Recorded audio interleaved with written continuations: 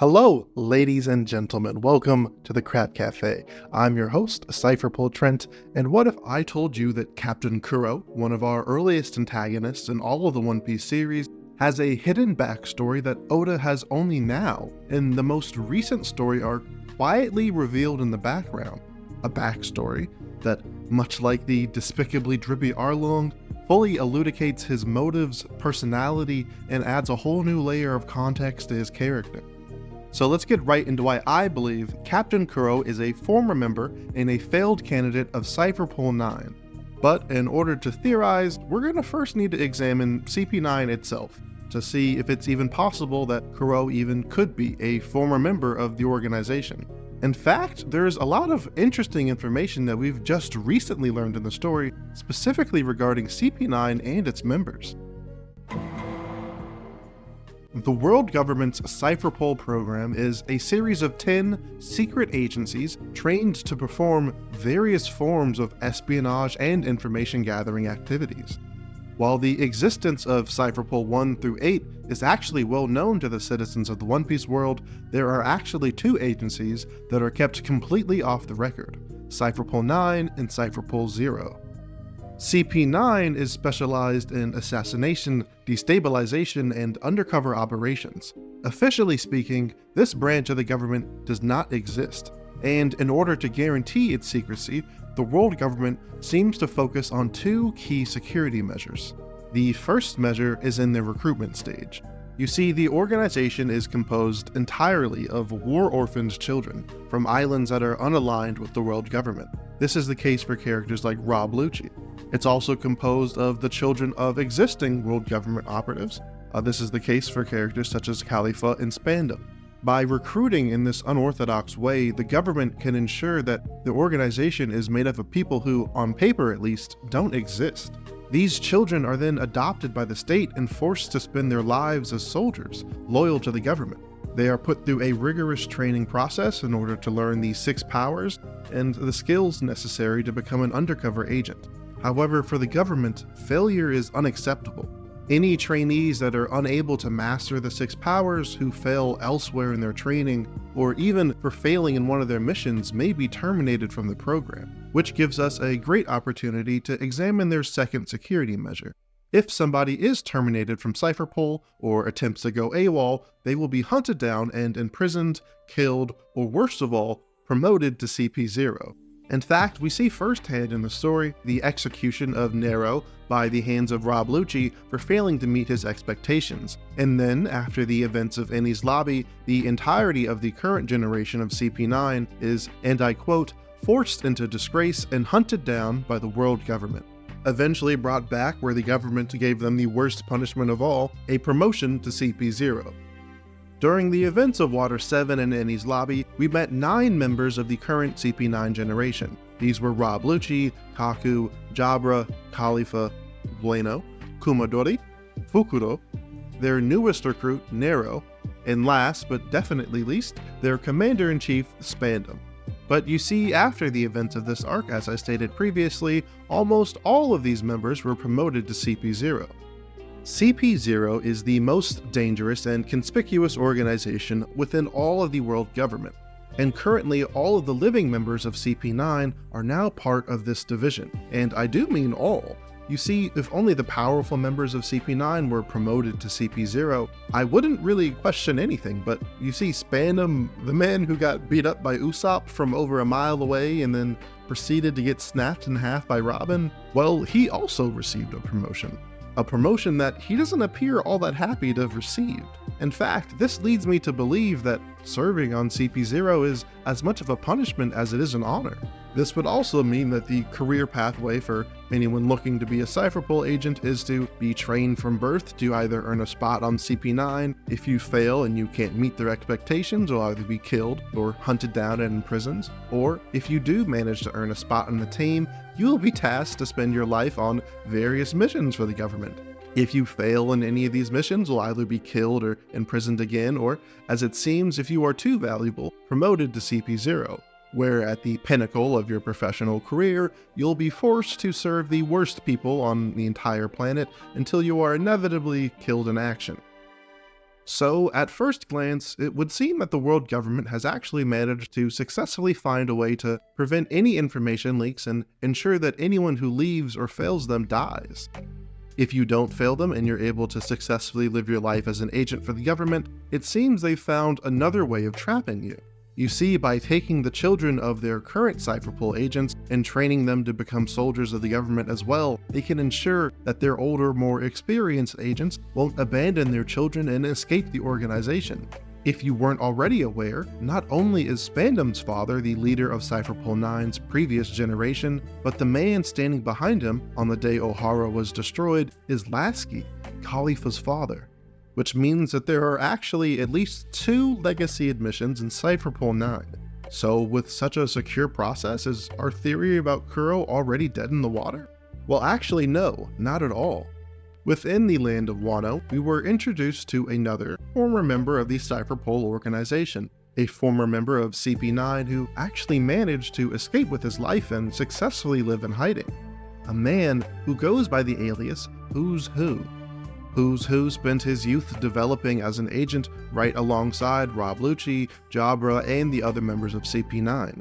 In fact, he even mentions the former by name, even though they haven't seen each other in over a decade.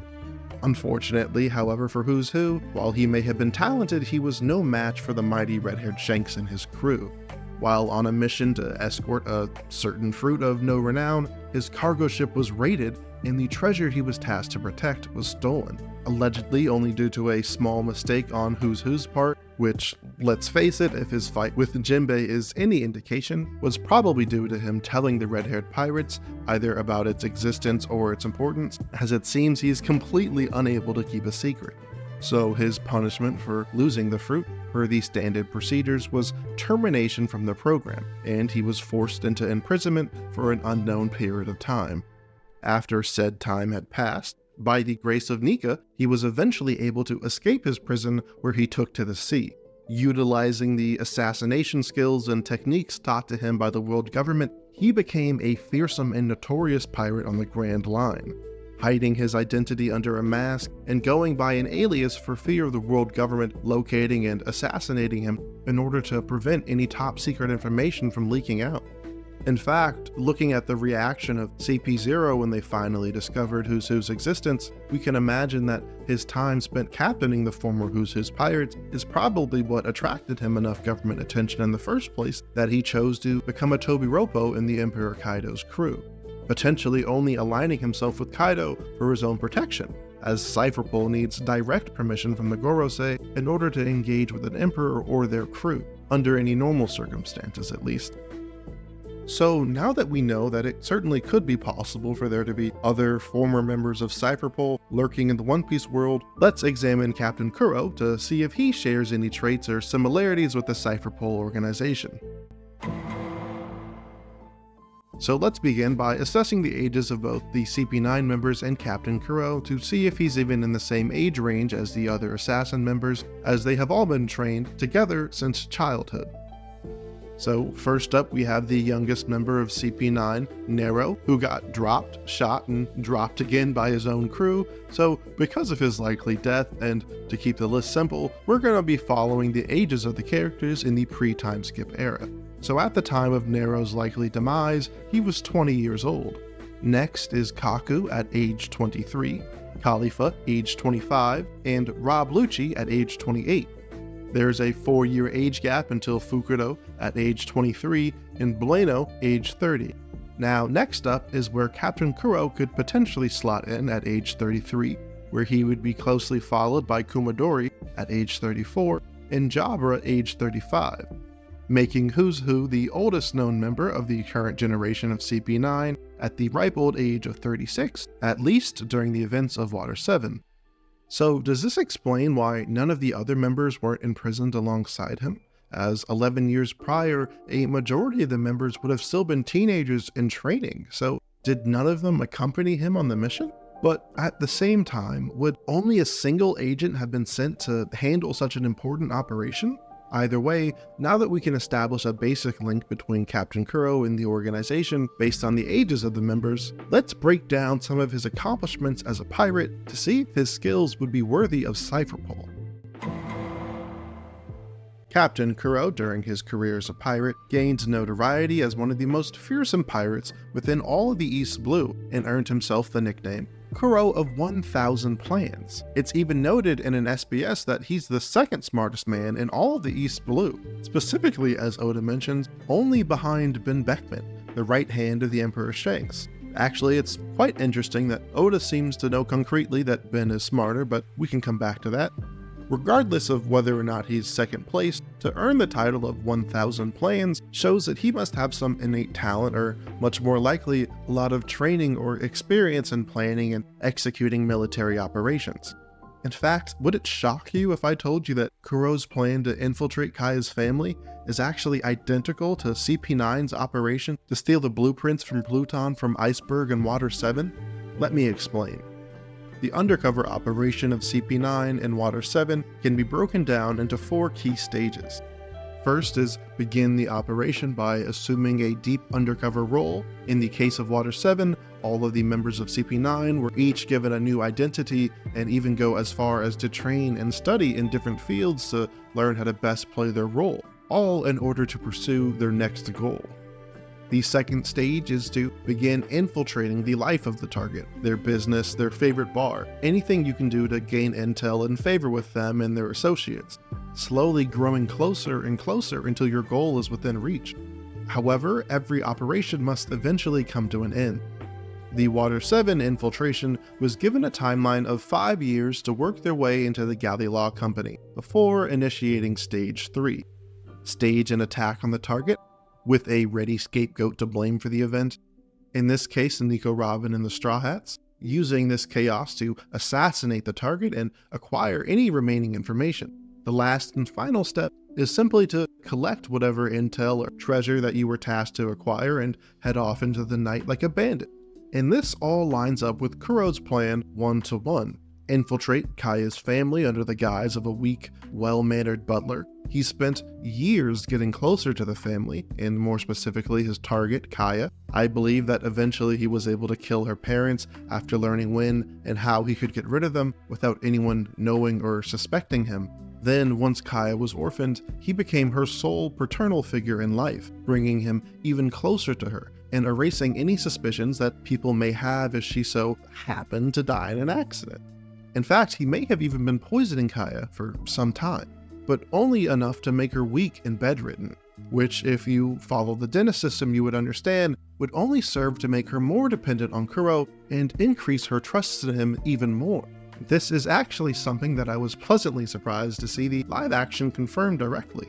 Eventually, once Kuro was certain the fortune was within his grasp, he used his connections to his former crew in order to plan an attack on the island in the manor. Using the guise of a pirate attack, he planned to force Kaya into giving over her wealth, where he planned to dispose of her once and for all, leaving him to inherit her vast fortune and live freely within the world, without a single dollar on his head, all while the Marines and the world government still believe him to be dead. Okay, so now that we know he uses their playbook and obviously has the same sense of style, we just need to know if he possesses any of CP9's powers or abilities. If Kuro was indeed a potential recruit for the organization, he would have been trained from childhood alongside the other members in the art of the 6 powers. So if my theory about Kuro is going to hold any water, I need to tie some sort of connection between Kuro and the 6 powers. And potentially, if he was a failed candidate, much like Nero, maybe while he was exceptional at some parts of his training, like planning covert operations, it's possible that he lacked in his ability to master the 6 powers. But even Nero, who was an idiot, at least mastered 4 of them. But frankly, if Kuro was even able to master 1 of the 6 powers, that would be enough for me to consider him a human weapon. And while immediately you might think that because Captain Kuro was introduced over 200 chapters before the introduction of CP9 that Oda couldn't possibly have given him any of their 6 powers, however, if we look closely at Luffy's explanation of Soru in Enies Lobby, you might realize that his description sounds remarkably familiar. When you guys move as if you are disappearing, I saw you moving by kicking the ground over 10 times in a moment. I got the hang of it too. I'm glad I came to know that a technique for moving like that exists. So with this in mind, we can determine that in order to use Soru, or high-speed movement, you need to kick the ground over 10 times in an instant in order to gain the necessary speed and momentum required to vanish. But now here is where things get interesting. While Kuro never specifically mentions Soru or Shave by name, it's clear that when he initiates his high-speed movement attack, that he is shown kicking the ground repeatedly. In fact, this unique maneuver is what earned it the name Pussyfoot. With this technique, he was able to become an enormous threat within the East Blue, outspeeding his enemies left and right and cutting them to ribbons without ever being seen. But either due to a lack of skill or talent, it seems he isn't able to perfectly use the technique and attacks indiscriminately. In fact, it seems as though he must enter some sort of trance before he can even begin to use it to his highest ability. This is likely a fault that alone could have been enough for him to end his time in the running to be America's next top Cypherpole agent. But I don't really believe the world government has an issue with an indiscriminate killing machine, so there must be another reason for his expulsion. So if he had elite strategic skills and was a promising young recruit, why would he have been removed from the organization? If given the proper training, Kuro potentially could have continued to grow to become a top officer of CP9. Imagine a world where Kuro took the position of Spandam. Well, I think we actually received the answer to this question during Who's Who's fight with Jinbei. You see, Who's Who reveals that back when he was a member of CP9, he was tasked on a mission to escort a government ship and its cargo, the Gomu Gomu no Mi, only to be terminated and arrested for failing the mission after the ship was attacked by the red-haired pirates, and it is said that only after a small mistake on Who's Who's part, likely his inability to keep a secret, Lucky Roo was able to steal the devil fruit that he was tasked to protect. But would the world government really have only sent one operative to protect such an important fruit?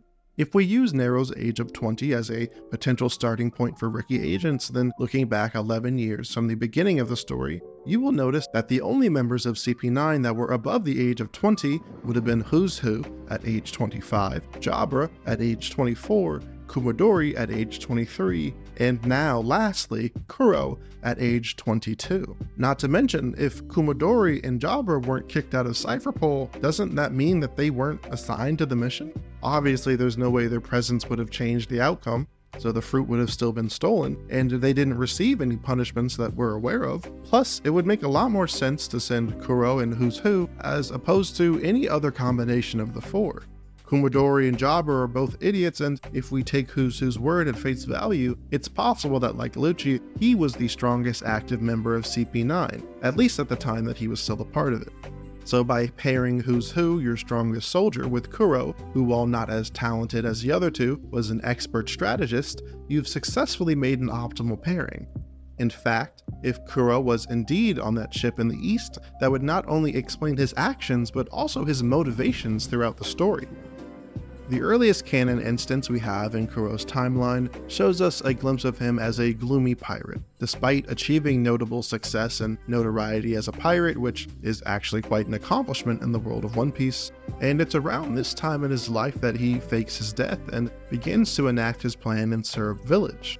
But by examining him in this new light, I think we can see the full picture.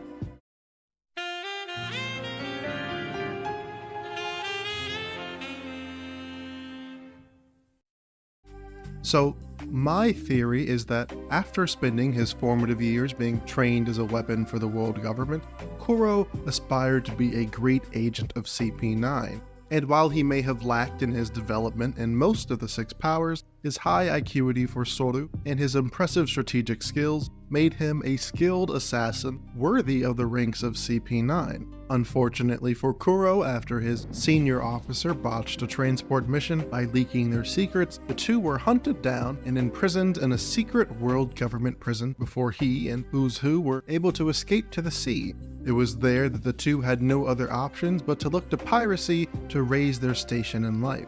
Who's Who, the stronger of the two, headed to the Grand Line and began a career as a masked pirate. However, his devil fruit ability, giant horns, and his fighting style quickly drew the eye of the government, and once in the New World, he was forced to seek shelter under the umbrella of the Emperor Kato. On the other side, Kuro, whose life goals were crushed when he was terminated from Cypherpole, decided to move to the East Blue, known for being the weakest of all four seas, and it's there that he exists in a perpetual state of sadness, all despite the fact that his Soru and strategic skills alone allow him to dominate in the East. He is never able to enjoy his successes as a pirate after having experienced the full government immunity and importance he felt in CP9. And because he chose to stay in such a weak sea, his Rokushiki abilities never develop, unlike his counterpart in the Grand Line Who's Who only continued to grow even stronger. After a short career as a pirate, Kuro receives his first bounty poster, and unlike most pirates, looks at it in fear, as if he knows the world government will be sending their assassins for him soon. So concocting yet another of his banger plans, he manages to fake his death and avoids being recaptured by the government. Now, unable to continue as a pirate, he abandons his crew and devises a plan to amass a small fortune and disappear once and for all. He finds a small island, dons the mask of a meek and well-meaning butler, walks up to the biggest house in town, and convinces the owner to give him a job. Donning 2 golden poops on his uniform that look as shitty as he feels, he resorts to his training as an agent and becomes a perfect chameleon in Kaya's household. Over time, he successfully removed any obstacles in his way until he was the closest thing to Kaya, ensuring that no one would ever suspect him should anything ever happen to her. And finally, he enacts the last stage of his dastardly plan. Contacting his former crew and ordering them to attack the island, Kuro intends to do 2 things: kill Kaya and inherit her vast fortune, and additionally, as he states, kill all the remaining members of his former crew, including Django, thus successfully eliminating all of the people who know his true identity and making himself out to be the hero of the village. Thankfully for the townspeople, and most of all Kaya, his plan is foiled. By who? Well, none other than the very person who ate the fruit that ruined Kuro's life in the first place. In fact, looking back at the fight with the perspective of Kuro being in CP9, a lot of dialogue gains a whole new meaning. First, we have a few interesting statements from our resident empath Luffy, who states that Kuro doesn't know the true meaning of a pirate, and if my theory is correct, he would be spot on. Kuro was only forced into piracy. His only experience with pirates comes from the other side. He believes that pirate groups are nothing more than a collection of social outcasts, that pirates are men who care only about mayhem, and crew members are loyal pawns of the captain. He believes that whether his men live or die is all up to his orders as their leader, which we all know couldn't be further from the truth.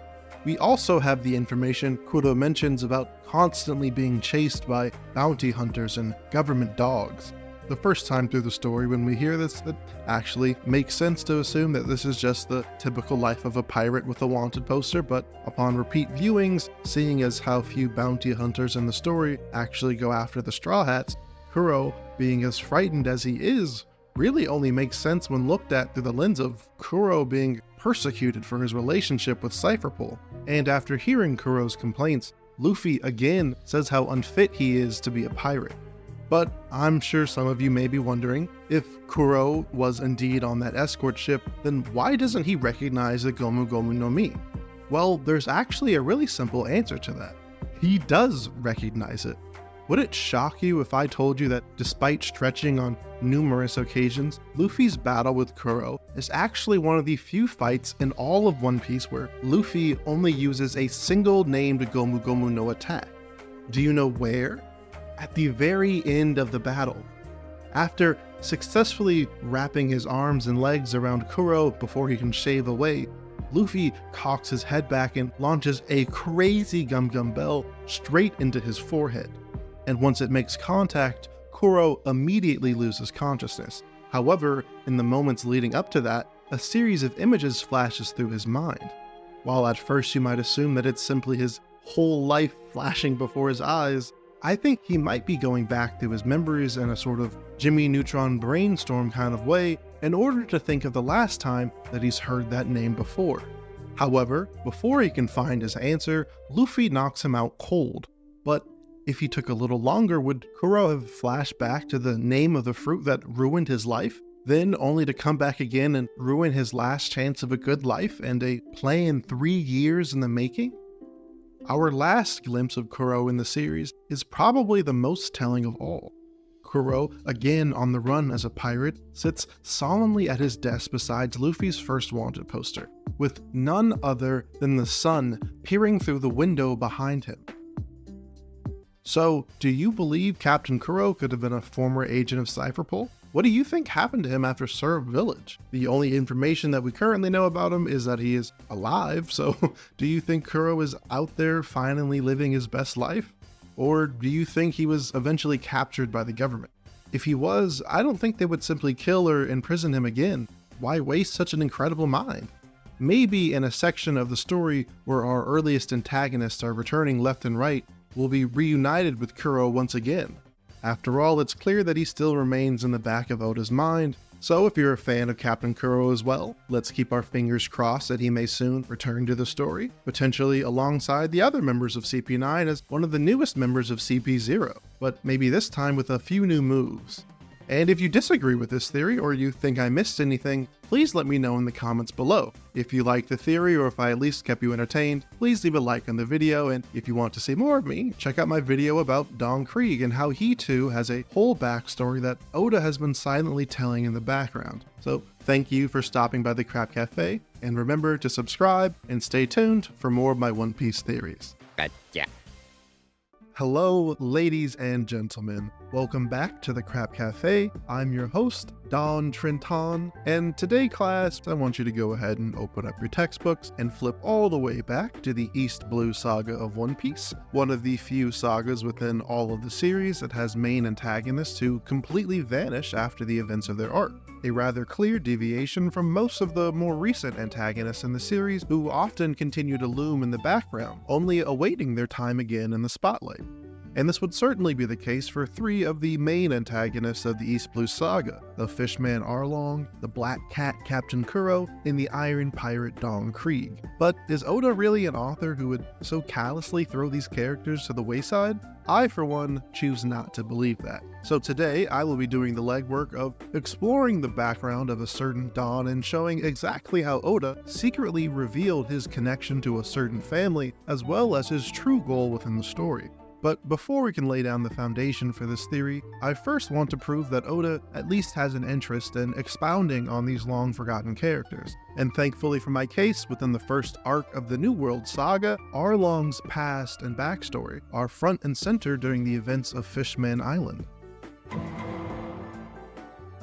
As seen in Hachi's cover story, after the events on Kokoyashi Village, Arlong was promptly captured and arrested by the Marines. And while he was absent from the Impel Down breakout, during the events of Fishman Island, we do happen to receive a narrative clone of Arlong in the form of his biggest fan, Hody Jones. It's here that we learn of Arlong's upbringing and are able to gain a whole new perspective on his actions in Nami's hometown of Kokoyashi Village. You see, after being abandoned by his father and left to care for his younger half-sister Charlie, Arlong grew up in the lawless area of Fishman Island, known as the Fishman District, and it's here that not only was he exposed to the cruelty of the pirates who often pass through here on their way into the New World, but also the bigotry and the discrimination that human beings can truly be capable of. As on the surface, directly above Fishman Island, in the tourist attraction known as Sabaody Archipelago, there exists an active merfolk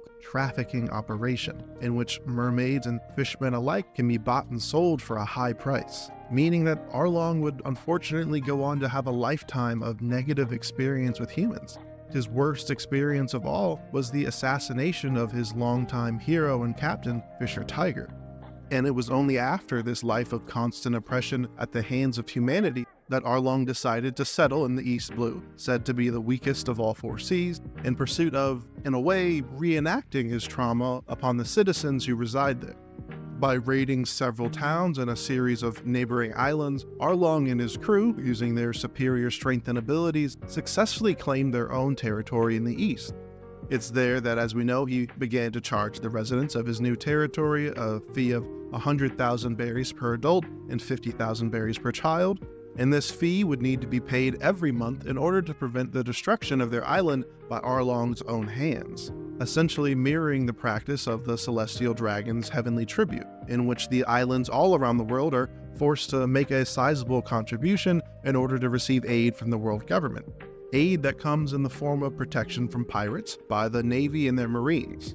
And finally, Arlong's last act of reenacting his past trauma was the creation of his home, Arlong Park.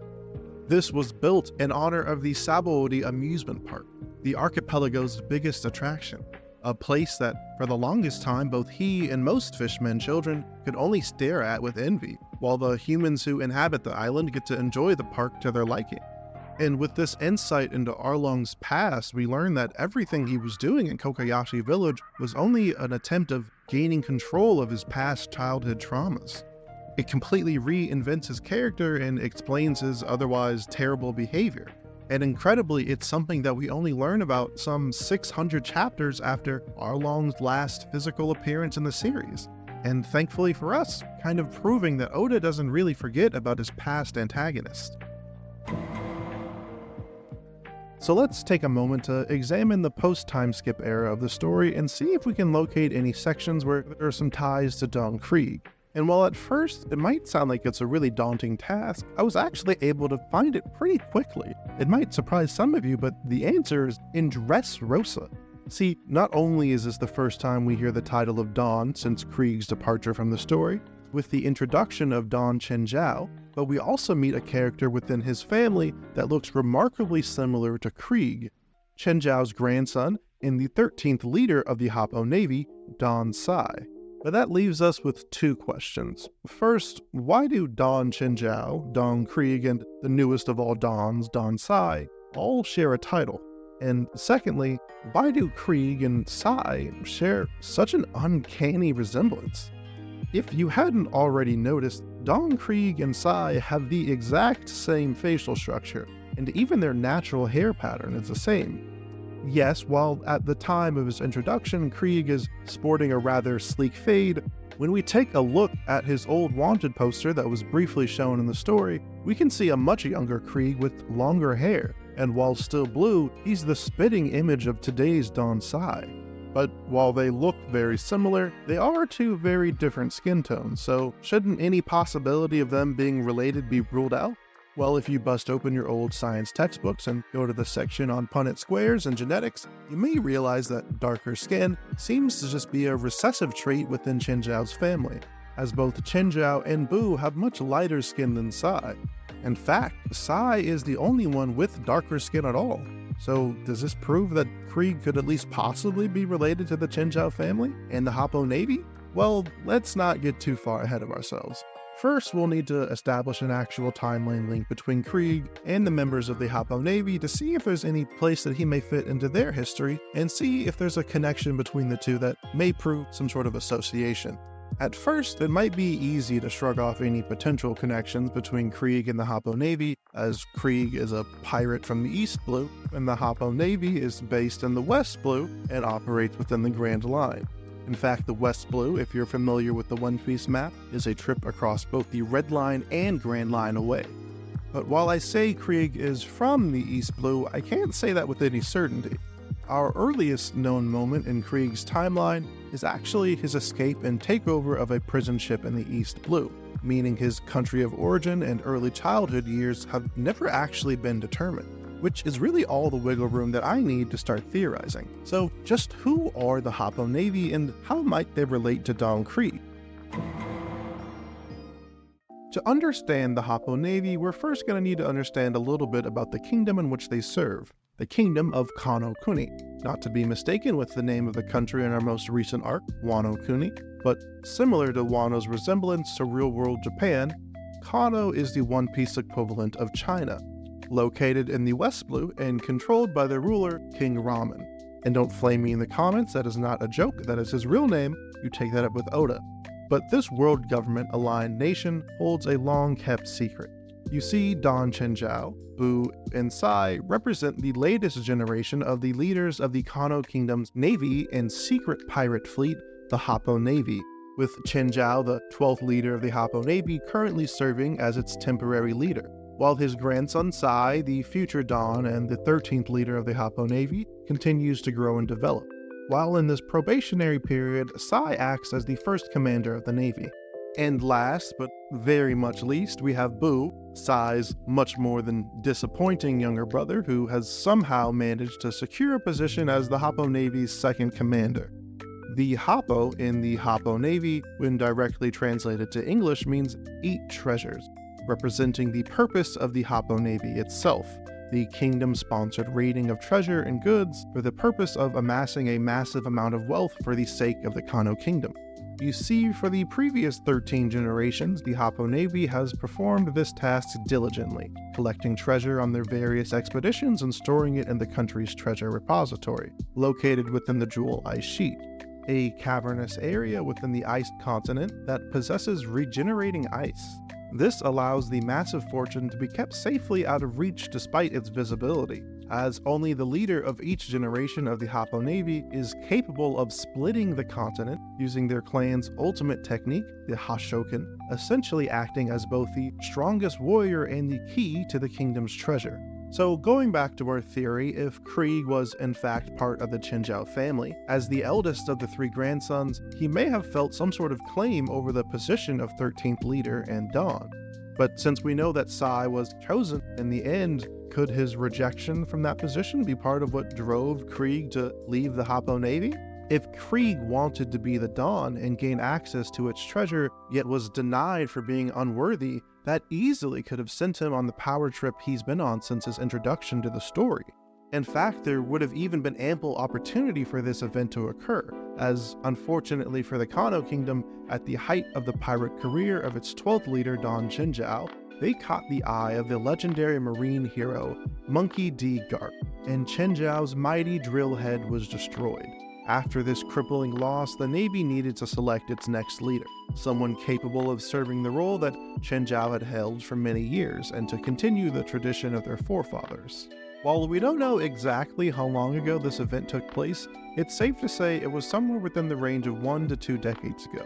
But that would mean that at the time, Sai, who was currently age 28, was chosen to be the next leader of the Happo Navy when he was only 8 to 18 years of age. And Krieg, for the record, his hypothetical elder brother or relative, would have been around 24 to 34 years old, a prime age for the new leader of a country's armada. So if Sai wouldn't develop into a proper Dawn for another 10 to 20 years, then why was he chosen to be their leader in the first place? In fact, because Sai was chosen as their future leader so young, the kingdom was left incapable of opening the Jewel Ice Sheet and accessing their stockpile of treasure, sending the country into ruin as they no longer had any access to their endless stockpile of wealth.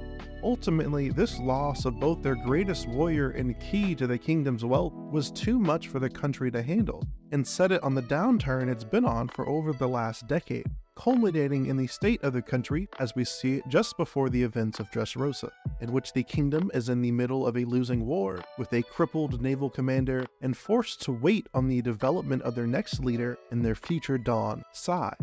In fact, things were getting so desperate for the kingdom that in order to secure their standing, Sai was set in an arranged marriage to Uholisia, the daughter of Chichilisia, who is the leader of the rival Nihon Navy. But if being married off to your rival isn't bad enough, at the time of their proposed political union, Uholisia already had 25 other husbands, which you kinda just have to respect. And additionally, while the Happo Navy is in Dressrosa under the pretenses of securing the Marimara no Mi and bolstering the strength of their country, their true goal is actually to investigate the country of Dressrosa and locate Doflamingo's weapon manufacturing and distribution network. By disrupting this network, Kano Kuni hopes to cease the flow of weapons to their enemies and turn the tides of the war, pulling themselves up by their bootstraps while they wait for Sai to master the Hashoken technique. Luckily, however, for the country, a few good punches from Luffy was enough to recave Chenjiao's head in and return his horn as well as the key to the country's funds. However, this horn would only last for so long, as while protecting Baby 5, Sai's future wife, from an attack by Don Chenjiao, Sai reached the pinnacle of his Hashoken technique, resulting in a kick that was capable of breaking Chenjiao's proud horn yet again. And rather surprisingly, Chenjiao's pride in his grandson overcame his grief, and it was only at this point that Sai inherited the title of Don from Chenjiao. becoming the official leader of the Happo Navy. So now that we have a grasp on what the Happo Navy is and what they do, there are still a few things that stick out to me. If Sai wouldn't be developed for another 20 years, then why in the world would he have been chosen as their leader? Was there no ulterior option? Although, like Wano Kuni, it's possible that tradition and honor are important to the country and perhaps played a role in their decision. After all, Chenjiao did swear to hold a grudge against not only Garp for what he did, but also his son, Monkey D. Dragon, as well as all of his descendants. And that kind of hatred is really only possible from a place with some strong pride and beliefs about honor and tradition, for better or for worse.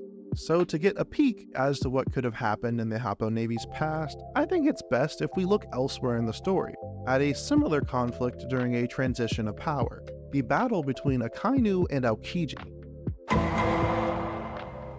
When it comes to succession wars, there is no better place in One Piece to look than the battle between Akainu and Aokiji. While the battle itself is largely unimportant to our theory, the motivations and themes behind it are rather key.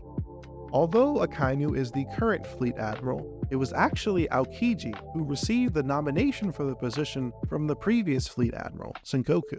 While Sengoku felt Aokiji was a better fit for the role, Akainu felt otherwise. He felt so strongly that he was the one who deserved the position that he battled Aokiji for it, in a week-long duel that left an island permanently scarred, in the end defeating Aokiji and taking the position for himself.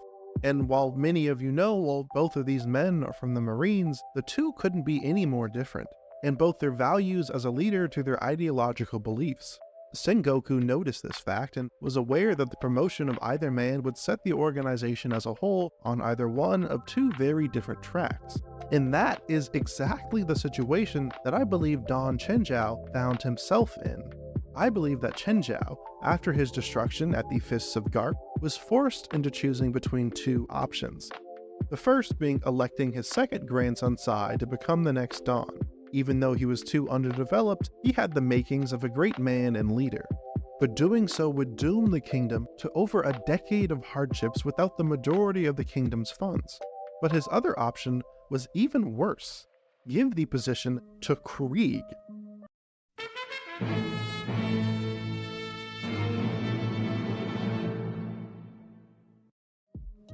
You see, Dong Krieg somehow manages to showcase every negative trait of a military leader, always favoring cruel tactics and his huge arsenal of overwhelming firepower over anything akin to a conversation.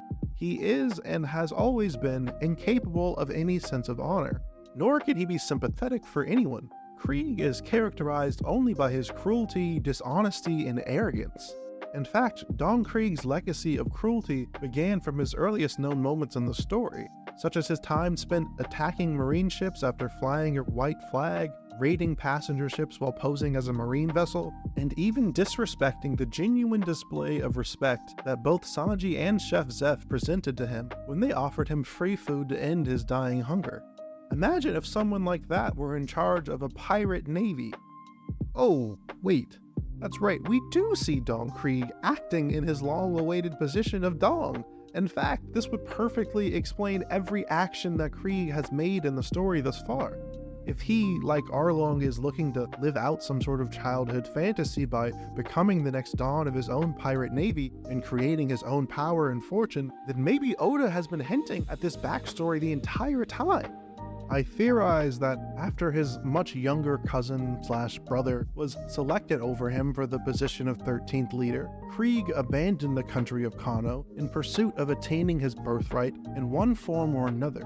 He set sail for the East Blue, often known for being the weakest of all four seas, and it's there that Krieg was easily able to amass a powerful and loyal army, eventually being worthy of earning his coveted title of Don and the Admiral of the Pirate Armada.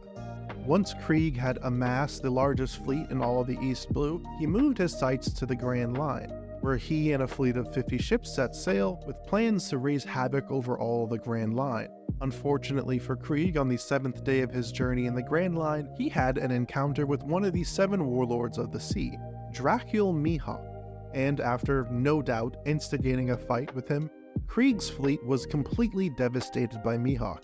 And after the skirmish, only the flagship of Krieg's once mighty armada survived. though badly damaged. It was at this point that Krieg and his remaining crew fled the Grand Line, risking a trip through the Calm Belt and returning to the East Blue. And Mihawk, in pursuit of Krieg, made a petty-ass trip through the Calm Belt in order to finish him off, where he met Zoro at the Baratier and otherwise lost interest in Krieg. It's here that Krieg battles our protagonist, Monkey D. Luffy, over the possession of the Baratier, which if he succeeds will act as his new flagship, giving him the ability to potentially reform his once great fleet, as well as his last desperate attempt to hold on to his right to the title of Dawn. But after being defeated by Luffy, with his last ship destroyed, Krieg lays on the ground unconscious. Without even a single ship to call his own, Krieg lay stripped of his hard-fought title, and furious at his title of Dawn being taken away from him for the second time in his life, Krieg is consumed by his anger and rises again, fueled only by his rage and injured superiority complex, only to be put down once and for all by his top commander, and forced to retreat. All while the victor of the battle, Monkey D. Luffy, would go on to recruit his younger relative and the next Dawn of the Hoppo Navy, eventually inspiring him to gain the ability to crack the Jewel Ice Sheet and reclaim the lost treasure of the Kano Kingdom. After all, unlike Krieg, Sai is honorable and kind, capable of loving his enemy, and is a natural-born leader, proving that in the end, Don Chenjiao put the future of the kingdom in the right hands. So please, let me know if you agree or disagree with the theory in the comments below. I'm happy to answer any questions you may have. If you made it this far in the video, please leave a like if you enjoyed it, and if you did, you'll probably enjoy some of my other content. So go check out my video about Kuro and his secret backstory being told in the background, or even my new theory about Usopp and his potential upgrades coming in the story. So feel free to subscribe if you would like to see more of me in the future. But that's all for now, and thank you for coming to the Crap Cafe. Yeah. Hello, ladies and gentlemen. Welcome back to the Crap Cafe. I hope you're ready because I have an extra special video planned for you. Today's dish is one that I've had simmering since I first launched this channel. If you're familiar, my very first theories were focused on the East Blue Saga, one of the few sagas in all of One Piece that has main antagonists who seemingly vanish after the events of their arc. A rather clear deviation from most of the more recent antagonists in the series, who often still loom in the background, awaiting their time again in the spotlight. Before my theory videos, this was certainly true for 3 of the main villains of the East Blue Saga: the Black Cat, Captain Kuro, the Iron Pirate Don Krieg, and the despicable fishman Arlong. With Kuro, I explored his connections to the Cypherpole Agency, his abilities, and a past that quite neatly links him to the same events that got Who's Who thrown in jail. Similarly, with Don Krieg, I explored how he is likely a former member of the Hoppo Navy, and a relative to Don Chenjiao and Don Sai, skipped over for leadership and cast out, where he has been on a tirade to heal his wounded pride ever since. And now, remarkably, Krieg has actually just recently made a reappearance in the story, opening up even more possibilities for him to encounter the Grand Fleet and his former family. So, with this new revelation, I want to take another swing at the antagonists of the East Blue Saga, because there was one villain from the East Blue that at the time, no matter how hard I tried, I couldn't find any evidence that Oda still had any narrative plans for this character. In fact, it was a struggle to find anything about this character's whereabouts at all. It was almost like they actually vanished from the series. So for today's video, you can call me Detective Trent, because that's where this theory begins, by unraveling this mystery and answering the question, where is Arlong? We learned from Hachi's cover story that after the events of Kokoyashi Village, Arlong and the rest of the Arlong pirates were captured and taken away on a marine ship. And Hachi is the only known crew member who managed to escape. Taking to the sea, he used his superior speed in the water to avoid recapture, and began to head back towards Fishman Island, where he met Kami and they began their takoyaki business. And this is where his story picks back up when the crew eventually bumps into him again on their approach towards the Red Line in Fishman Island. But while we can follow Hachi's movements after Kokoyashi Village, this is the very last sighting of the rest of the Arlong pirates. The general consensus of the One Piece community is that after his arrest, Arlong was sent to Impel Down. But for whatever reason, Oda simply chose not to include him or show him again whatsoever. However, I have two key pieces of evidence that lead me to believe that Arlong never even arrived at Impel Down to begin with. First off, the Impel Down breakout arc is one that Oda was very carefully building in the background of the series, as well as his manga exclusive cover stories. In fact, this may be something that most anime-only watchers are completely unaware of, but each one of the characters we reunite with in Impel Down were actually telegraphed by Oda. In the Baroque Works cover story, after a series of escapes and arrests, the full Baroque Works crew are reunited behind bars while awaiting further transport.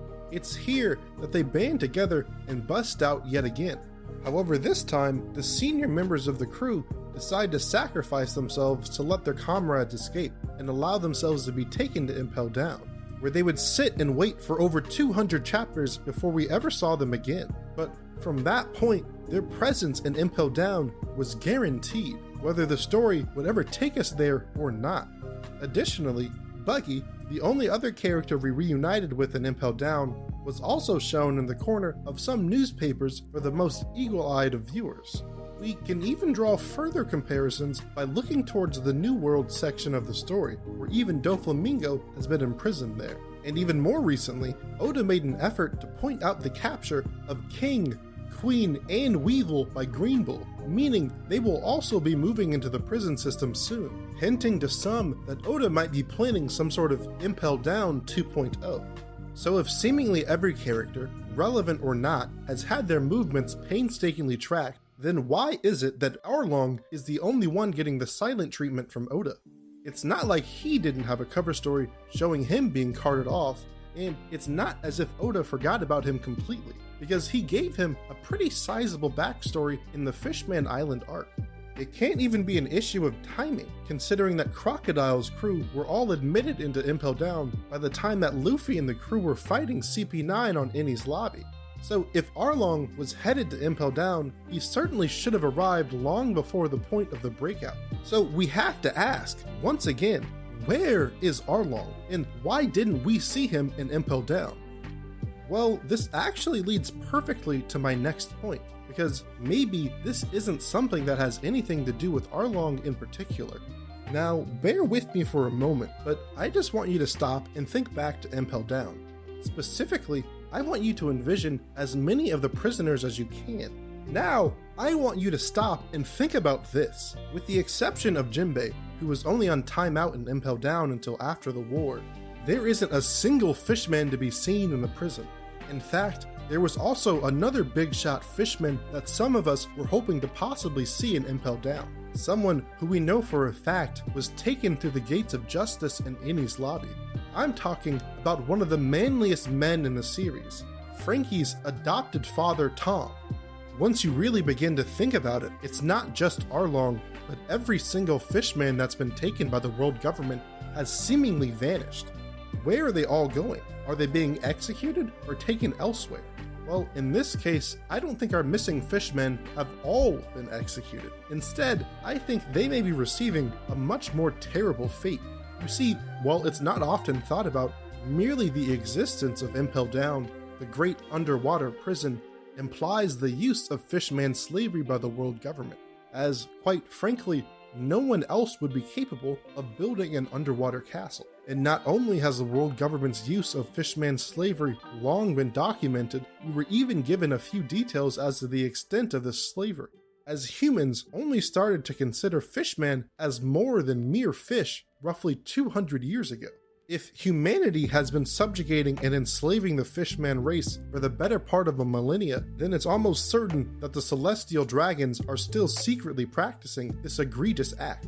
So what if instead of going to serve out their punishment in Impel Down, fishmen in the One Piece world are instead secretly taken to Marijoa to live as slaves to the celestial dragons, continuing the terrible practice? In fact, we can prove that even as much as 20 years ago, there was an entire colony of fishmen that was imprisoned in Marijoa, because this is the very reason that the fishman hero, Fisher Tiger, climbed the Red Line, in order to free all of his fish brothers and sisters that were enslaved there. So now that we've narrowed down a likely location for our missing fishmen, with our initial question finally answered, we still need to go one step further, because I really want to hammer home just how certain I truly am that Arlong and his crew are currently being held in Mary Joas. So let's take a moment to answer our next question. Why is Arlong in Mary Jo? And to do that, we need to talk about his time with the Sun Pirates, a band of rebellious and brave fishermen, captained by the legendary fishman hero, Fisher Tiger. Now, I mentioned Tiger briefly earlier, but I didn't really stop to give him the recognition he deserves. You see, Fisher Tiger is one of the dopest characters in the series, in the Malcolm X of the Fishman world. Before Tiger ever became known as the hero of the Fishman, he was a famous explorer who was captured and sold as a slave to the Celestial Dragons. While we still aren't exactly sure as to how, at some point 16 years ago, Tiger was able to escape his enslavement in Mary Joa and make his way back to Fishman Island. But despite the fact that he was now free, he felt haunted by the thought of all those he had left behind. So after regaining his strength, he set out to accomplish something that might just be one of the craziest feats in the series. Because in order to sneak back into Mary Joa unseen, he decided to climb up the red line with nothing but his bare fucking hands. A feat that puts Luffy scaling the Drum Mountains to shame. Once he reached the top of the red line, Tiger began freeing as many slaves as he could. While he went in with the goal of saving the fishmen enslaved there, he couldn't help but free the humans and other races that were trapped there as well. It was actually in this raid that the young Boa Hancock and her sisters, Marigold and Sandersonia, were freed from their captivity. After successfully freeing a majority of the slaves, Tiger and the newly freed people rampaged through the castle on their way to escape for safety, leaving the Celestials with an experience they would never forget, nor forgive. But simply fleeing Mary Joa isn't enough to truly escape the clutches of the Celestial Dragons, because as a symbol of their power and control, the Celestial Dragons brand each one of their slaves with an emblem called the Hoof of the Dragon. If an escaped slave bearing this mark is seen by anyone, harboring them and not reporting it could be a crime punishable by death. This is a fact that is so frightening and well known that even Boa Hancock and her sisters were deadly afraid of even their own subjects ever seeing it. So afraid that they concocted an elaborate story about having the eyes of a Gorgon on their back, capable of turning all that sees it to stone. So in order to avoid this life of fear, Tiger employed a clever solution. Compiling a crew of the escaped fishmen slaves and those that wanted to rebel against the world government, he began to brand each one with a new mark. But instead of standing for their subjugation, this was a mark of freedom. By perfectly covering the symbol of the hoof of the dragon with this new emblem of the sun, it was no longer possible to tell the difference between those among the crew that were escaped slaves and those that weren't. However, where I think many people become confused is the fact that this new symbol of the sun unfortunately didn't completely free the former slaves. I think it's evident from the fact that Hachi still covers up his mark in Sabaody that the world government has clearly caught on to their tactic. However, the true purpose of their new mark wasn't to fool the government at all. It was a mark of solidarity. Former slave or not, if any of their members were captured, they would all share the same fate. One that would likely be even crueler given the determination of the world government to send a message as punishment for so brazenly rebelling against the Celestial Dragons. And this is the very mark that Arlong and the members of his crew bear, as after the assassination of Fisher Tiger, the Sun Pirates split into 3 factions. So this alone would perfectly explain why Arlong and his crew wouldn't be taken to Impel Down, as they are all indistinguishably marked as potential property of the Celestial Dragons and members of Fisher Tiger's infamous crew. However, I know that some of you may be thinking that there is a slight hole in this theory, because during our look into Arlong and the Sun Pirates' past, we also learned that not only was Jinbei held in Impel Down before the Marineford War, but Arlong and his crew were once captured and taken to Impel Down. So does this blow a hole in our theory? Well, thankfully no, not at all. See, the only times fishmen have ever gone to Impel Down in the series is when they are specifically being blackmailed or used as bargaining chips. Jinbei, for example, was imprisoned for defying the summons to fight Whitebeard in their upcoming battle against him, but this arrest was merely more of a timeout until he was willing to cooperate, or until after the war had concluded, where they would most likely have released him to maintain his role in the warlords and keep their delicate balance of the three powers. This logic can also be applied to the time that Arlong and his crew were sent to prison as well. To explain this, we just need to look back to the events surrounding the dissolution of the crew. After Tiger's death, the crew encountered a problem. While each and every member shared the same goals and dreams as Tiger, without his leadership, they began taking different paths to bringing the Fishman race out of subjugation. The first group began to follow under Jinbei, who wanted to be able to live peacefully with humans. The second group consisted of Arlong's followers, those who wanted to not only live equal to humans, but rise above them and rule with the same terror and cruelty that they had experienced. And the last group were a bunch of scummy, creepy, nasty, shit-sniffing lowlifes who, after witnessing everything Tiger and their crewmates went through, decided to become human and fishman traffickers. The group I'm referring to are the Macro Pirates, who you may remember as the ones who literally tried to kidnap and sell Kami to a life of torture. It seems their approach to elevating the status of fishmen in the world was to begin by increasing their own personal financial standings. But not long after the three new factions of the Sun Pirates emerged, the world government was finally able to catch up to Arlong, and they captured each and every one of his men, and notably shipping them off to Impel Down immediately. But similarly to Jinbei, I believe the only reason they weren't taken as slaves straight away would be because the world government was planning to use them as bargaining chips. By taking Arlong's crew hostage, the government was able to blackmail Jinbei into joining the 7 warlords of the sea. In exchange for his servitude, Jinbei demanded the freedom of Arlong's crew from Impel Down, and the reversal of the Sun Pirates' status as escaped slaves. Most of the former Sun Pirates were rather pleased with this result and took up the opportunity to return to Fishman Island in their regular normal lives. But Arlong was still unsatisfied and decided to leave to the East Blue, often known for being the weakest of all 4 seas, in pursuit of, in a way, reenacting his trauma upon the citizens who reside there, all with the full protection of Jinbei's government-sanctioned position. But unfortunately for Arlong, not long after his capture, Jinbei decided to abduct his position in the warlords by defying their summons to Marineford, and then later breaking out of the prison to fight alongside Luffy in their attempt to save Ace. And at that point, his and the Sun Pirates' status as escaped slaves was reinstated, causing the once retired members of the Sun Pirates to leave their homes and join up with Jinbei once again, where they reformed the Sun Pirates and have gone back to a life on the run. And at the same time, quite possibly dooming Arlong's crew to a guaranteed life of enslavement. So now that we have a good idea as to why the fishmen in the series are likely being enslaved in Marijoa, I want to fulfill my promise from earlier, because with all of the elements finally aligned, I think I can see a very clear direction that Oda plans to take not only Arlong, but also a direction that could impact the rest of the series. As I mentioned earlier, the last time we had a prison break, Oda did a great job of setting it up in the background, without drawing too much suspicion to himself. But this time, we're all a bit more experienced, and most fans have come to understand a bit more as to what they should expect from Oda. And now, as we approach the final saga, people have begun to notice the signs of something big to come.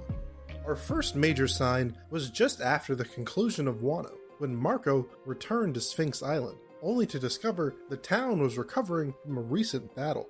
This is when the OG Stussy, Miss Buckingham, emphatically exclaimed that her precious and alleged son of Whitebeard, Weevil, had been captured and taken prisoner by the Navy Admiral Greenbull, just before he himself left on his way to Wano.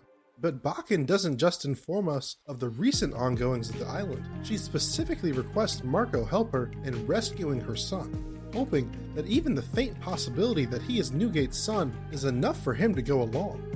While we never got Marco's answer, we did get 2 more potential members of our next prison breakout, as once Green Bull arrived in Wano, he made short work of Kaido's recovering commanders, draining King and Queen of their life force and adding them to his prisoner collection. So already, the pieces of this next breakout are starting to align.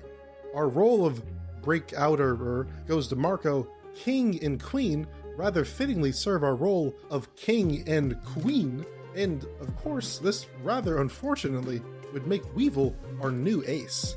But there's still one more role to fill if Oda was planning a similar narrative framework to the previous breakout. Who will be our crocodile, our former villain with a redemption arc? If we assume that Impel Down 2.0 will also take place in Impel Down, then the question is obvious, and the stand-in for this version of events would be Doflamingo, which would certainly make a lot of sense, especially since we've gotten to check in on him from time to time, and he fits the role almost perfectly.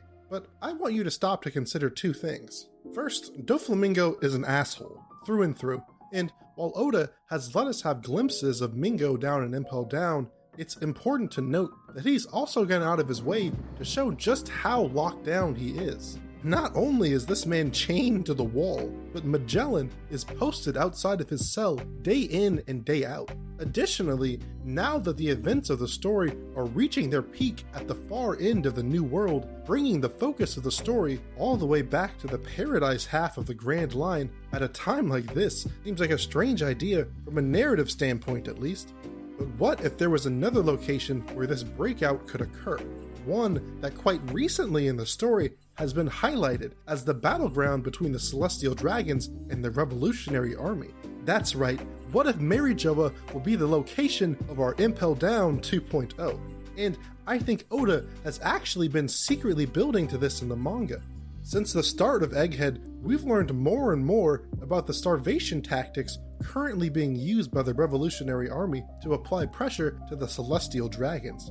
By cutting off all outside access to food and sabotaging the gondolas that transport people and goods up and down the Red Line, the Celestial Dragons are beginning to experience hunger and having to go without for the first time in their lives, and it's already had some massive impacts. Additionally, because of the nature of the Red Line in the One Piece world, each and every one of Green Bull's newly captured prisoners are going to have to pass over the Red Line and thus through Marijoa in order for them to reach Impel Down in the first place. However, once again, that's assuming Impel Down is even the final destination for these prisoners in the first place. I think it's rather important to point out that each one of the newly captured prisoners, like Arlong, all have a good chance of being held indefinitely in Marijoa. The first and most likely future prisoner of Marijoa is King, who, as a member of the Lunarian race, is one of the most highly sought after beings on the planet. The world government simply can't wait to research him and his abilities, especially as they attempt to recreate the Mother Flame. And while we're on the topic of science, Queen is also a candidate for holding at Marijoa as a former member of MADS and master of Devil Fruit technology. Queen would be a great resource in strengthening the Navy's science division, especially after the death of Vegapunk. And I also fully expect him to agree to working as a government scientist over being sentenced to prison. And finally, we have Weevil, who I believe also has a good chance of ending up as a slave to the Celestial Dragons. Not for anything he has done personally, but as punishment for all of his father's transgressions against the world government. I think he will likely receive the same treatment as Kuma, as a way of trying to hurt Whitebeard even after his death. So when considering that we're going to have these three big shots all converging on Marijoa at a time when the world government and Celestial Dragons are literally at their weakest, I think this has set us up for the perfect breakout storyline. But even with all of our key players identified, what is the likelihood that Arlong, a character from the very first section of the series, will be able to play a pivotal role in the final saga of the story? Well, I have one piece of evidence that not only prove that Oda hasn't forgotten about Arlong in the events of his arc in East Blue, but will link all of the elements of this theory together perfectly and completely blow your mind. If we look back At our very first hints of an Impel Down 2.0, Marco's interaction with Bakken, there was a very subtle callback included in that same chapter that stands out in relation to this theory. During the chapter, we receive a brief flashback regarding the events that led up to Green Bull being sent to the island in the first place. You see, the day Weevil arrived on Sphinx Island to confront Marco about his supposed inheritance, he discovered that he wasn't the first intruder to arrive that day, as just before him, a group of Marines landed on the island, hoping to take advantage of Marco's absence and shake down the citizens of the non-government aligned nation. And leading this group of corrupt soldiers was a Marine by the name of Rattle, who bears a shocking resemblance to a certain other corrupt Marine from the Arlong Park arc. Not only do Nezumi and Rattle share the same appearance and actions in the story, but Rattle's defeat at the hands of Weevil are a one-to-one recreation of when Nami smacked the life out of Nezumi way back in East Blue. And knowing Oda's writing abilities, there's no way this reference is a coincidence. Him intentionally tying the very first hints of Impel Down 2.0 to Arlong Park is an excellent way to begin an arc that will be bringing Arlong back to the story. And now that we have uncovered the rough outline of this arc, I want to go one step further and examine the likely role that Arlong is going to play in this upcoming arc, and how I believe it will lead to a redemption arc like none other. Whether intentionally or unintentionally, Oda has possibly put Arlong in a position to receive the greatest redemption arc in manga history. For many viewers, Arlong is the very first One Piece villain that they truly hated. From what he did to Bellmare, his schemes against Nami, and his subjugation of the citizens of the Kanami Islands. But as we learn from his past during Fishman Island, Arlong is a more sympathetic villain than most of us ever initially predicted. But gaining sympathy is only the first step in redeeming a character, and despite his tragic past and upbringing, many won't accept Arlong until after he has put in the work to atone for his actions. So what can Arlong do to make up for his discrimination against humans? And more importantly, what would make the most sense for him from a narrative perspective? And when considering Oda's propensity for using closed circular narratives, I think the choice is quite clear. You see, Fisher Tiger was more to Arlong than just a captain and mentor. To Arlong, he was the closest thing he had to a father, as he was abandoned by his own father at an early age and didn't see him again until his teenage years, when his good-for-nothing father popped back up and left him to care for his younger half-sister Charlotte. The pair grew up in the lawless area of Fishman Island, known as the Fishman District. So from an early age, not only did this expose him to the cruelty of the pirates who often passed through here on their way into the New World, but also the bigotry and discrimination that human beings can truly be capable of. And it really isn't too difficult to say that Fisher Tiger was really the only positive male role model in Arlong's life. So Arlong happily respected and served Tiger as a surrogate father, which is the reason Arlong spiraled out of control after he was assassinated by the government. His lifetime of negative experiences and now the death of his chosen father was too much for him to handle, and he's been on a rampage against humans ever since. So if Arlong was going to get a redemption arc, it should be somewhat themed around Fisher Tiger and the pair's troubled experiences with humans. So by now, you may be able to see where I'm going with this, but I believe that once the Revolutionary Army launches their next attack, or perhaps even Blackbeard if he beats them to it, Arlong will champion the next great slave breakout of Marijoa and lead the members of the Sun Pirates who have been enslaved there to freedom. But in order to break his cycle of hatred for humanity once and for all, Arlong will need to follow in Fisher Tiger's footsteps and free more than just the fishmen. He'll have to put aside his hatred for humanity and the wrongdoings they've committed in his life once and for all, and free the human slaves he encounters as well. Then, despite his atrocities in the East Blue, thousands of slaves, human and fishmen alike, would consider him their savior, washing away some of his transgressions, ensuring that Fisher Tiger's legacy was not one of mere hatred and discrimination, but one of freedom and equality. And once Arlong and the newly freed slaves escape to the East Blue, Arlong can copy his predecessor, and for the first time fully extend the mark of the sun to all of the races that were enslaved, redeeming his name, Tiger's legacy, and spreading the message of the sun and the freedom it brings throughout the world. So tell me in the comments, what do you think? Are you excited for another Prison Break arc? And have I convinced you that Arlong will be at the center of it? It certainly seems like Oda is up to something with him, and this is a time in the story where absolutely everyone seems to be popping back up in some form or another. So if you enjoyed the video, or if I at least kept you entertained, don't forget to hit that like button. And if you'd like to see more of me, then make sure to subscribe to the channel. I'm really hoping we can make it to 10K by the end of the year. So if you're interested in joining the crew, please don't hesitate to do so. But that's all I have for you now, so I hope you enjoyed. Until next time, thank you for coming to the Crap Café. Yeah.